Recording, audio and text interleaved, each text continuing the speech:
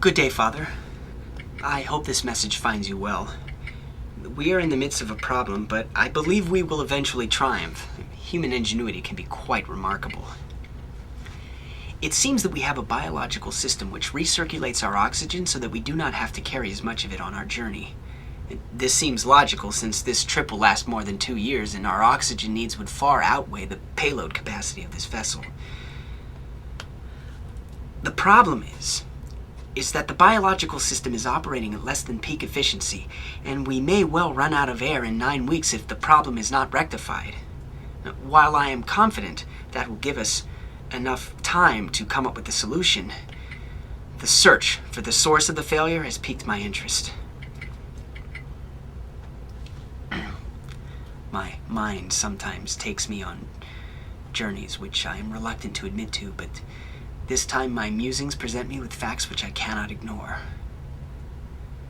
I believe that the oxygen regenerators have been sabotaged. Now, I have no direct evidence of this, but the circumstances are quite suspicious. Dr. Hewitt was performing a routine maintenance check when the alarm sounded right next to her.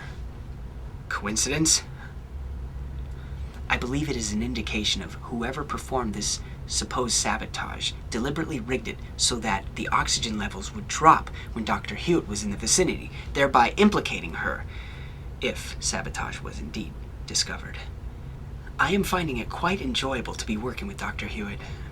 She is a brilliant scientist and her engine designs are remarkable. We're due to break the light barrier any day now.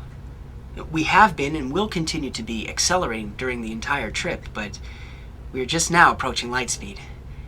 And I'm told it can be a remarkable experience. But back to my main point.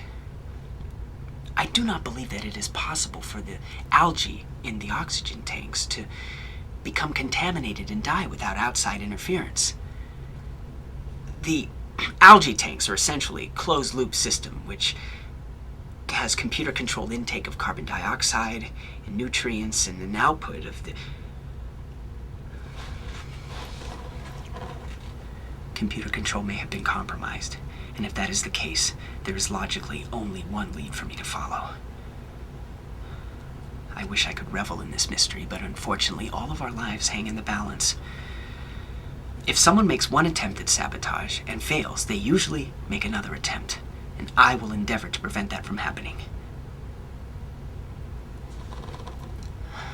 I'm sorry to have burdened you with all of this, Father. I'm quite capable of taking care of myself, and I'm finding myself more and more comfortable on the Heracles. Perhaps I will spend a summer spelunking with you after all. Take care, Father.